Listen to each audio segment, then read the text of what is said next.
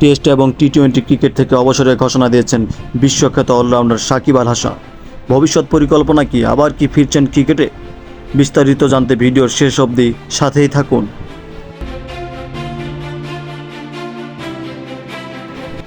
ভারত থেকে যুক্তরাষ্ট্রে যাবে সাকিব, বাংলাদেশে কি আসবেন? বিস্তারিত। বাংলাদেশ ক্রিকেট দল ভারতে অবস্থান করবে অক্টোবরের দ্বিতীয় সপ্তাহ পর্যন্ত।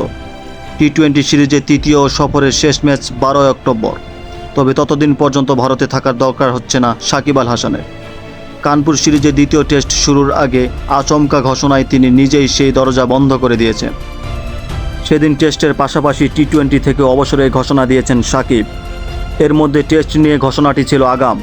জানিয়েছেন শেষ ম্যাচটি খেলতে চান দক্ষিণ আফ্রিকার বিপক্ষে দেশের মাটিতে। আর টি-20 সিদ্ধান্তটি এর আগেই কার্যকর।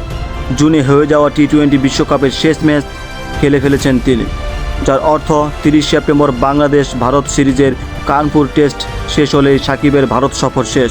এরপর সাকিব কী করবেন? কানপুর টেস্ট শেষে সাকিব চলে যাবেন যুক্তরাষ্ট্রে। আগস্টের মাঝামাঝি সেখান থেকে পাকিস্তানে 2 টেস্টের সিরিজ খেলতে গিয়েছিলেন। এরপর যুক্তরাজ্যে কাউন্টি চ্যাম্পিয়নশিপে 1 ম্যাচ খেলে চলে আসতে ভারতে। 1 মাসের বেশি সময় পরিবারের কাছ থেকে দূরে থাকা সাকিব কানপুর টেস্ট শেষ করে স্ত্রী সন্তানদের কাছে ফিরে যাবেন। কিন্তু এরপর দক্ষিণ আফ্রিকার বিপক্ষে টেস্ট খেলতে আদৌ বাংলাদেশে আসবেন কিনা সেটা এখনও অনিশ্চিত। শেষ পর্যন্ত যদি দক্ষিণ আফ্রিকা দল বাংলাদেশ সফরে না আসে অথবা সাকিব ওই দেশের নিরাপত্তার বিষয়ে আশ্বস্ত না হন, তবে কানপুর টেস্টও হয়ে যেতে পারে সাকিবের ক্যারিয়ারের শেষ টেস্ট। কানপুরে অবসর ঘোষণার সংবাদ সম্মেলনে সাকিব বলেছিলেন, দক্ষিণ আফ্রিকার আসন্ন বাংলাদেশ সফরে মিরপুরে টেস্ট খেলে এই সংস্করণের বিদায় জানানোর ইচ্ছা তার। সেক্ষেত্রে দেশে এসে আবার যুক্তরাষ্ট্রে পরিবারের কাছে ফিরে যাওয়ার ব্যাপারে নিশ্চয়তা চেয়েছেন তিনি। তবে বিসিবির সভাপতি ফারুক আহমেদ বলেছেন, বিসিবি সাকিবকে নিরাপত্তা দিতে পারবে না। বিসিবি কোনো আইন শৃঙ্খলা রক্ষাকারী বাহিনী নয়, এটি পুরোপুরি সরকারের হাতে। এই অবস্থায় বাংলাদেশ থেকে যুক্তরাষ্ট্রে যাওয়ার ব্যাপারে আশ্বস্ত না হলে সাকিব হয়তো বাংলাদেশে আসার ঝুঁকি নেবেন না।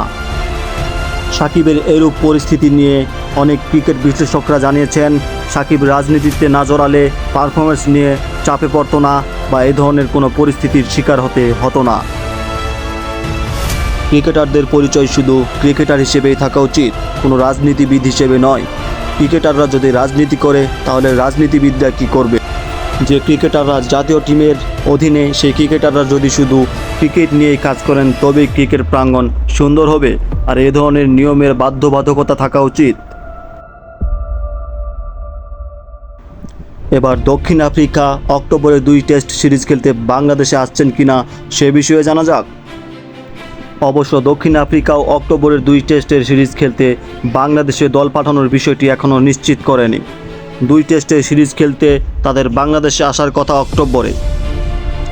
5 আগস্ট গণঅভ্যুত্থানের সরকার পতনের ঘটনার প্রেক্ষাপটে নাগরিকদের জন্য কোনো ভ্রমণ সতর্কতা না দিলেও বাংলাদেশ পরিস্থিতি পর্যবেক্ষণে রেখে দিয়েছেন দক্ষিণ আফ্রিকা।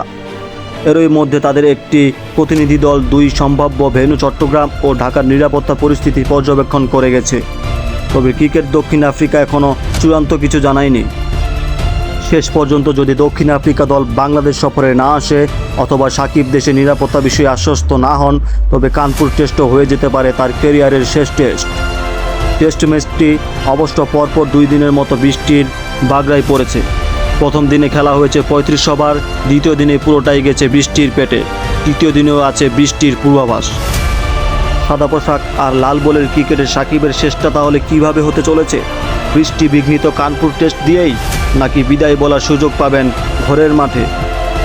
অনেক আবেগ আপ্লুত হয়ে সাকিব আল হাসান বলেন, কীভাবে ফোকাস রাখছে নিজেকে এটা আল্লাহই ভালো জানেন।